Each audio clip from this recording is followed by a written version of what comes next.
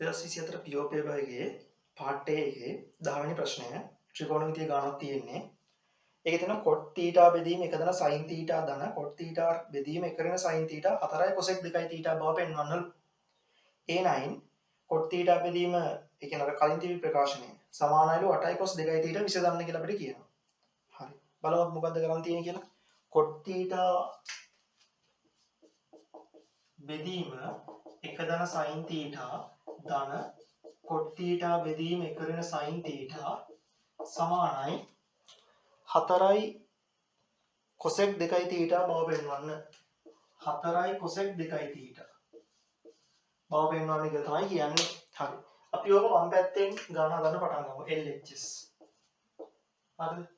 මම පොදු සාධක ගන්න මේ පොදු හරය ගන්නවා. ඒ වගේම cot theta පොදුවේ මම එළියට ගන්නවා. පොදු සාධක කියන්නේ cot theta එළියට අරගෙන මේ දෙන්නගෙන් පොදු හරය ගන්නවා. ඒ කියන්නේ මේ දෙන්නයි ගුණිත. 1 දන sin theta 1 වෙන sin theta 1 වෙන sin theta මෙතන ගුණ වෙනවා. 1 දන sin theta මෙතන ගුණ වෙනවා. හා 1 දන sin theta 1 වෙන sin theta ගුණ වුණොත් මොකද ලැබෙන්නේ?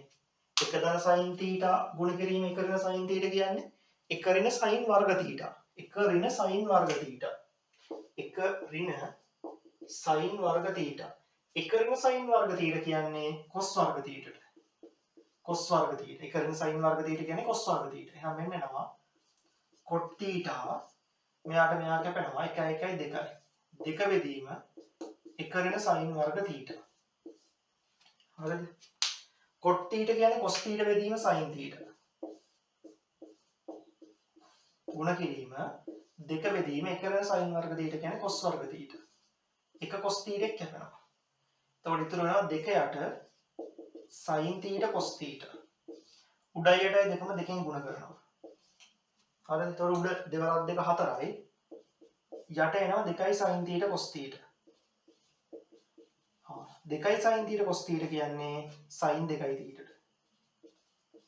එතකොට මොකක්ද මේ උත්තරේ? 4යි sin 2යි theta. ඒ කියන්නේ 1යට sin 2යි theta. 1යට sin 2යි theta කියන්නේ cosec 2යි theta. ඔන්න ඔක තමයි පෙන්වන්න තියෙන උත්තරේ RHS පැත්ත.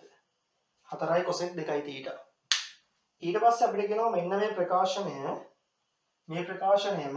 8යි cos 2යි theta ඒ කියන්නේ මේ ප්‍රකාශනය සමාන කරලා 8යි cos 2යි theta ට විසඳන්නලු.